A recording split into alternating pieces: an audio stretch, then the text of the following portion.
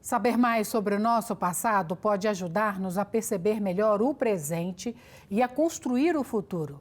Essa é, pelo menos, uma das motivações de quem se dedica à pesquisa dos seus antepassados, como é o caso de Devin Meireles, com quem conversamos recentemente. Neste dia dedicado à família, conheça as histórias interessantes que este luso-canadiano tem para contar. Devin dedica-se ao estudo de genealogia há mais de 10 anos. É muito interessante. Veja agora. So let's start from the beginning. How and when did you get interested in your ancestries? Okay, yeah, thanks for having me on, Teresa. So my interest in family history began about 2010. It was the early 20s. And I always, obviously growing up Portuguese Canadian, I was always involved in the community, attending events with my parents and whatnot.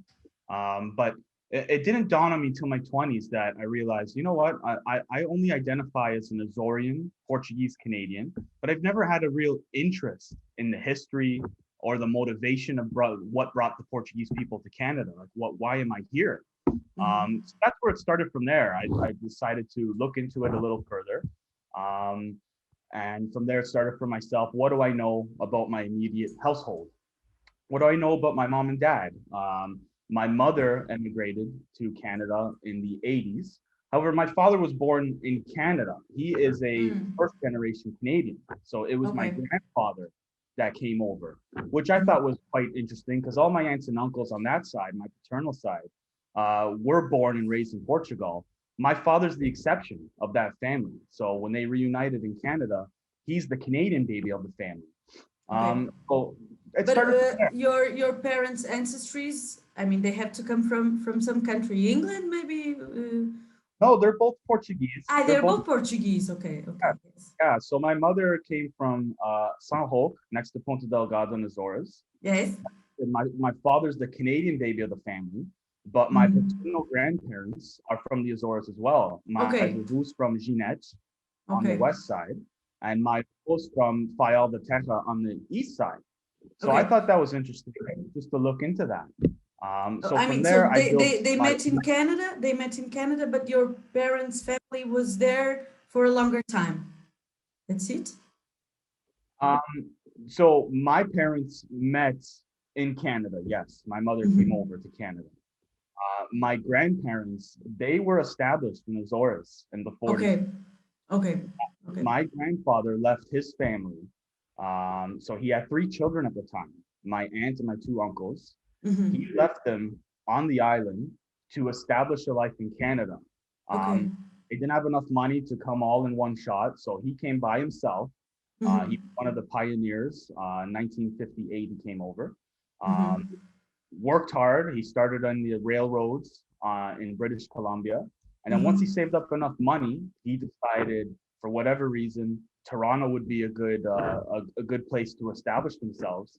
So he made the move to Toronto and called over for the rest of the family to meet them over here. Then after that, they reunited. About 10 months later, that's when my father was born. So that's their story, how my father came to be. Yeah, so I thought it was, it started in my 20s and my interest, like I know that, but I want to dig deep. I want to dig a little deeper and find out more about it. What was his motivation to come here? What was it like growing up in Portugal at the time? And them being new immigrants in Canada, what was their experience like in the 60s in Canada, being new additions to the nation, right? So yeah, my interest started from there. I started with just the family tree that I knew, my immediate household, my siblings, and my grandparents. And that's as far as I got. That's all I knew. And my aunts and uncles.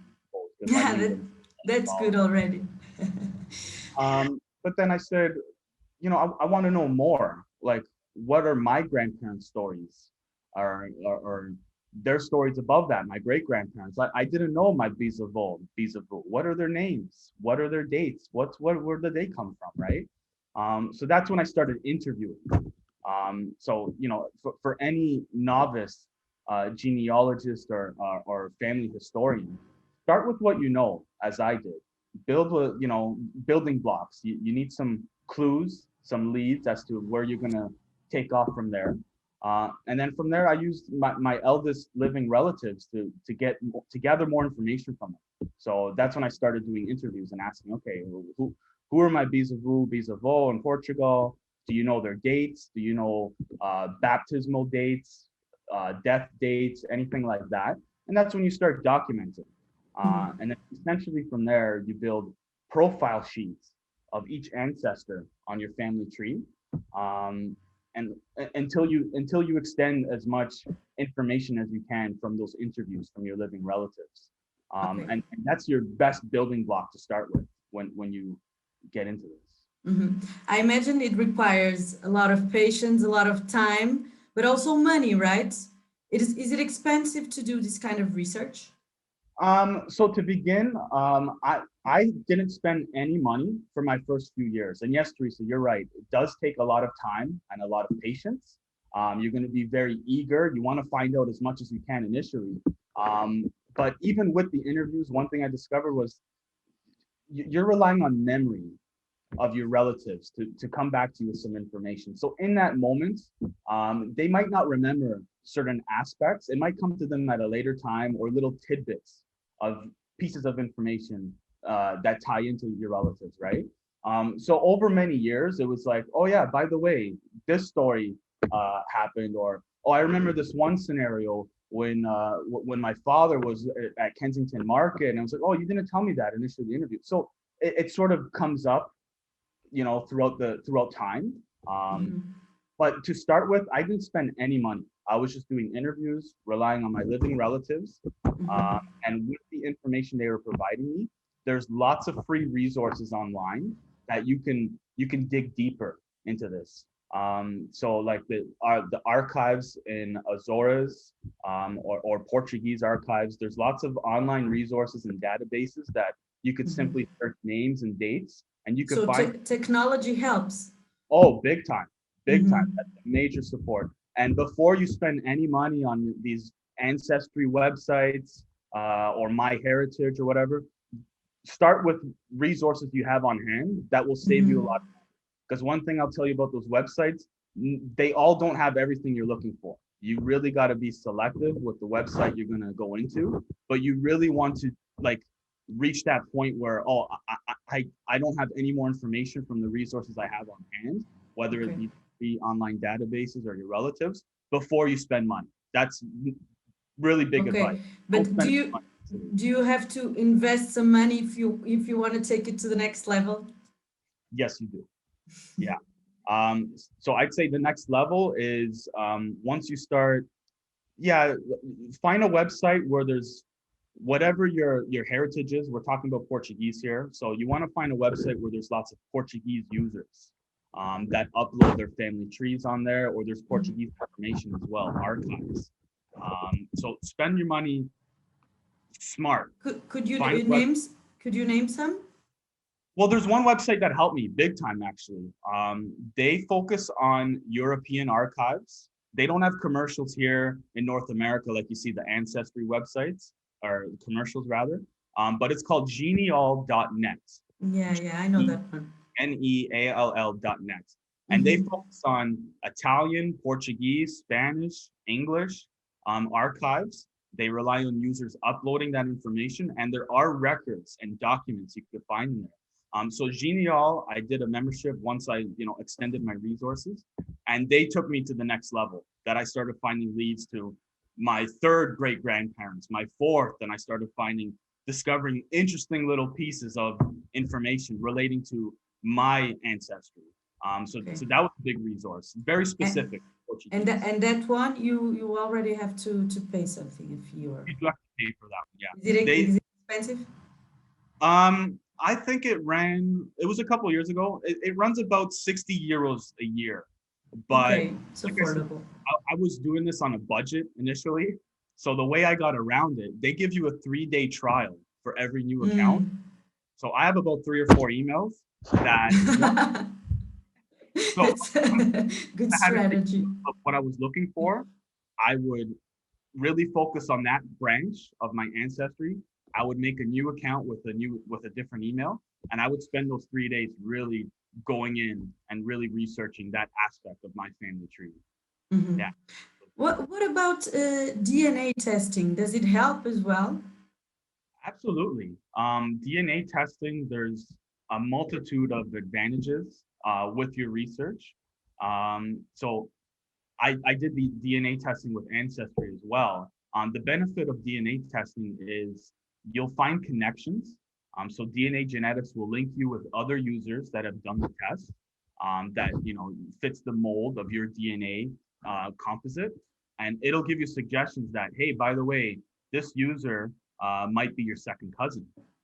So then you build a connection with that person, and when you sign up on those websites, your family trees are accessible across the board. So when you get that suggestion, so-and-so user might be your second cousin, you can actually look at their family tree, find them on their family tree, and then you might find some similarities with your family. And then, they might have a bit more information, or your great uncle that you weren't aware of, that was your great grandfather's other kid that you had no idea. You build a link with that. Like you can really discover a lot with the DNA, including DNA research as well. Mhm. Very interesting. So one of the things you told us prior to this interview is that you like this kind of research, and because your main goal is to inspire people to find out more about themselves, right? I think that was it, what you said. So Absolutely. what would you say that it was like the most surprising thing you found out about yourself? Well, I found a deeper connection to my roots. Like I said, prior to my 20s, I didn't really recognize the struggle that my family, the hardship they faced coming to Canada. You kind of take it for granted. So once you get more insight into that, I formed a deeper connection in myself that, okay, like this is what my ancestors faced to get to me. So it's a profound experience to really find out, oh, like, I'm a grandson of so and so that fought in the army, served, lived by himself for a year and a half, and all this hardship that really you probably don't, you take for granted Yeah, otherwise. it brings Um, more meaning. yeah, deeper meaning, absolutely. And another piece too for me, I will add, is just better health choices. Once you know more about your ancestors, and with that DNA inclusion as well, find out some commonalities across the board. Like maybe your grandparents had diabetes, or they might be prone to breast cancer, or whatever it is, and you find things that, okay, you can make better health choices down the line as well. So those are two big things that were highlighted along the way in my research. And the research continues, Teresa. I'll say, like, It's a as much, never-ending process, I imagine. it's never ending. Absolutely. Even 10 years in, how far I got my tree and the information I found out, and I'm writing a book about my grandfather. The research continues. It's endless. It just keeps going both ways. I'll say you look back towards your ancestors and you want to find out more about them.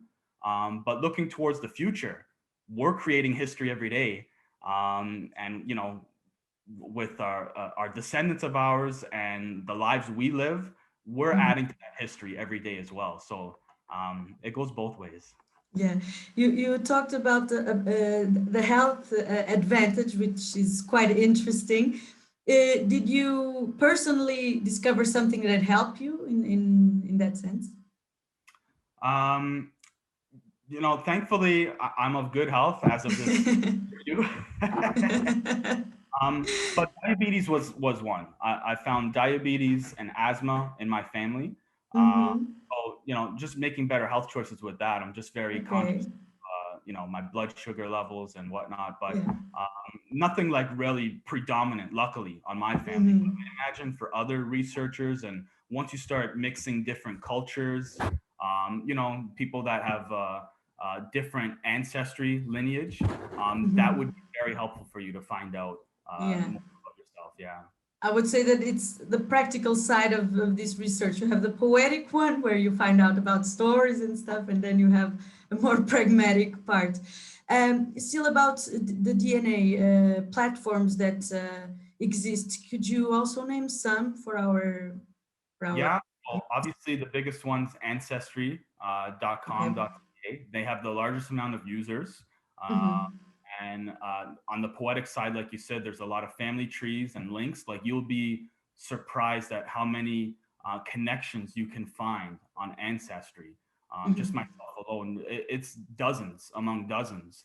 And Okay. it goes further reaching. It's not just like your immediate family, it's your second, third cousins, your fourth great uncle. It's very impressive with the results you Okay. find. But they also give you that opportunity of making DNA tests or They do, yeah. So they'll send you the kit online, Mhm. whatever it costs. Mhm. The tube system. So you spit in a little Yeah. cylinder, you mail it in, and you get the Yes. results in a couple weeks. Another option would be myheritage.com. Mhm. They're not as expansive as Ancestry, but there are a lot of good resources and a lot of users on that website as well. Okay. And then if you're interested in the health component and you want to find out, your uh, I guess, sorry, I'm tripping up here. I guess Well your done. your uh, your health statistics. 23andme.com is a good website. They'll give you a rundown of what you might be prone to, what your DNA genetics composite Mhm. works around, and what historically was a common theme in your family lineage that has Mhm. happened. Okay. Okay. So would you say that this interest in origins, in knowing our ancestries, it, does it do you see lots of people having it, or is it still something quite specific that only some people are doing? Yeah, that's interesting. I do feel like it's still a niche market, like it's a Yeah. very selective group that really get into this. But at the same time, I do feel like there is an increasing interest among society, um, with Ancestry and website and commercials being out there. But you see a lot of like shows coming out now as well that are highlighting Mm-hmm. ancestry or family history. Like Who Do You Think You Are on TLC. There's Genealogy Roadshow. There's Long Lost Family. So there's these different shows that highlight it as well. I think in the future, it will grow in popularity. Once people recognize the benefits, as we discussed, the poetic side and the pragmatic side of finding out a deeper sense of who you are, and just incorporating that with health choices. I think once you discover those pieces of yourself or your family history, that can change the way we live and the decisions we make in our day-to-day lives. So I do see it becoming more popular down the pipeline. And I do see the interest growing a bit, but it's still very much a niche market. Yes. Okay. Maybe the pandemic helped, no? People are have more time to think about this kind of things. I don't know. Yeah. So do you notice this? Uh, or a lot of family trees will be growing post-pandemic as people. It's also a possibility. Specifically regarding the Portuguese community in Canada, which you know, do you think there's an interest in knowing the Portuguese origins and an interest in the Portuguese identity in general? Um, I think it's very select few within the Mhm. Portuguese community that are really tuned in or tapped into this interest. Same thing as I said in general. Like I think it's very much a niche market. I don't think it's a Okay. very common piece. A lot of I grew up in a Portuguese community as well, and I know a lot of Portuguese Canadians. I do find a lot of people in my generation just recognize that, oh yeah, I'm Portuguese, my family's from Azores. Okay. But it's very baseline information. When you ask them like, oh, where did your grandfather come from or what year, they're not really in tune with that aspect of their own family history. Mhm. But I think it is something undervalued in the Portuguese Okay. community now. Okay. So you wouldn't say that they are proud of their Portuguese origin? They're maybe indifferent. I do definitely feel a sense of pride with being Portuguese. Really? But Why? Why would you say that they're proud? um, I think it's just to something to highlight. It very baseline. It's a connection you feel like at this point, we're all Canadians. I'm a Canadian myself. So once you sort of assimilate to the Canadian way of life, and it is what it is, it's a funny, interesting little tidbit to say, oh yeah, my family came from Portugal, Okay. my mother came from whatever, Spain or whatever, right? But beyond that, really generating that interest to like dig deeper, I think it's very surface level. So I do feel a sense of pride that there is some clout with that comes with that. Like, well, I'm not just Canadian, I'm Portuguese and my family's from Azores. But what does that mean? And can you tell me stories about that? That's like a little foreign to everybody. It's like, oh, I don't know. They came from Portugal. That's all I know, right? Okay, so you would say that you're an exception. Your interest is exceptional. I guess in that sense, there aren't many Portuguese family historians that I know. I'm sure there's groups out there, but there are a few people that I have interacted with, but on a grander level, I haven't really felt that sense of community among Portuguese family historians. So that's down the pipeline. I would like to inspire more Portuguese Canadians to really dig deeper and find out more about yourselves, because there's a lot of interesting stuff, and that deeper connection you'll build in yourself will really, it's a profound experience. So I imagine that with all of your experience, you somehow got a different perception on the Portuguese identity. So how would you describe it? Yeah, as a Portuguese identity, being a Canadian, I think it's undervalued of the hardship that the ancestors had faced and what it took to get us to Canada, or as Portuguese, what the hardship that was faced in the country itself. I think there is a piece of the Portuguese society that sort of just keeps moving forward, like the sempre frente attitude. We don't look back. And in retrospect, you don't really explore those details beyond that. I think we're a hardworking people. We faced a lot of hardship and, a lot of stuff we've overcome. But I don't think it's very, mind you, there are books I've discovered along my research that really delve into it.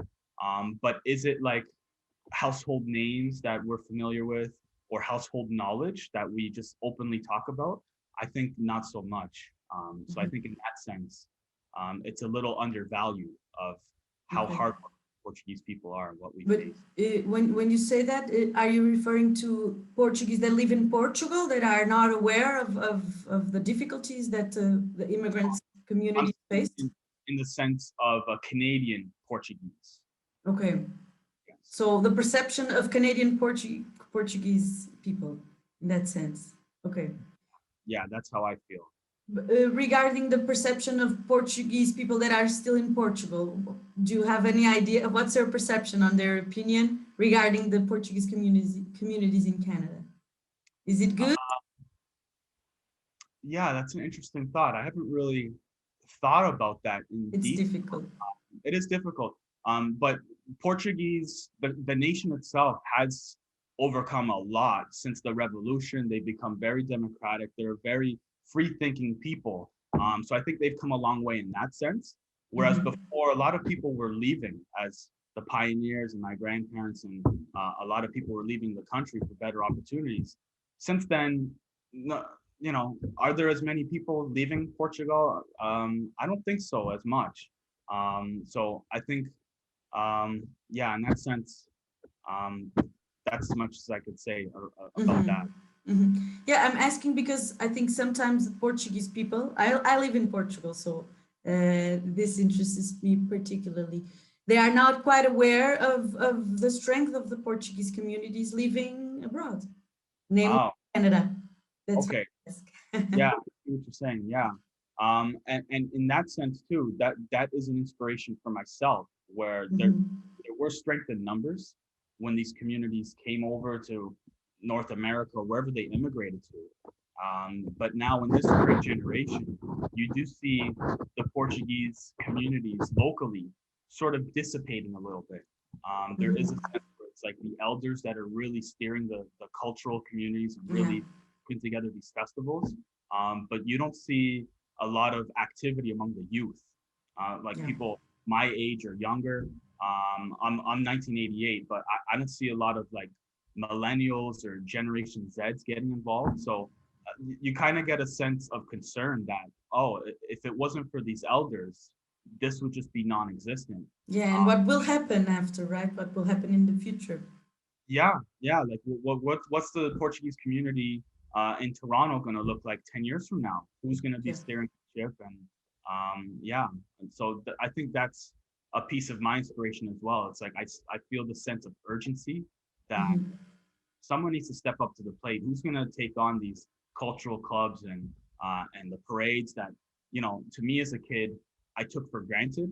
I didn't really have an interest. So it was more Canadian than Portuguese. But now as an adult, it's like, I'd like for future generations to get that exposure. But how are we going to keep this going, right?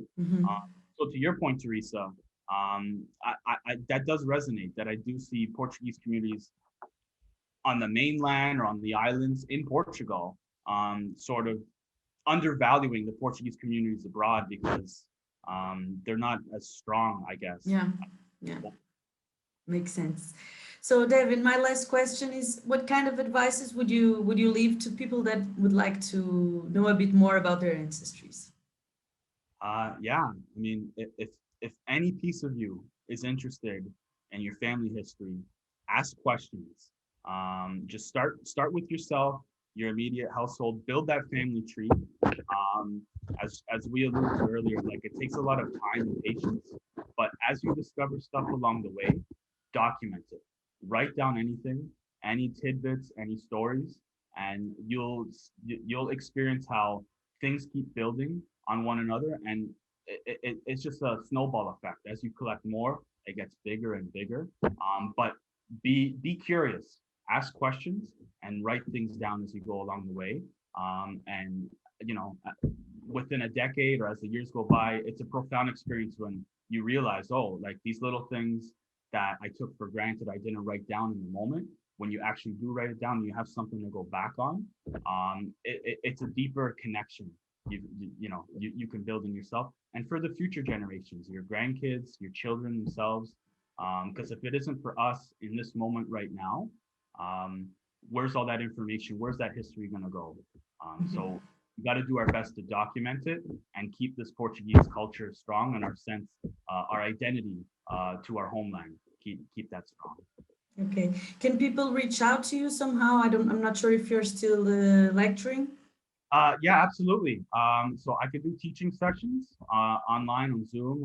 Post-pandemic, I would love to do live sessions as well. If you have any questions, I'm happy to help. I'm not a professional genealogist. I just do this for myself and my own family, but I'd love to share tips and pointers to aspiring family historians.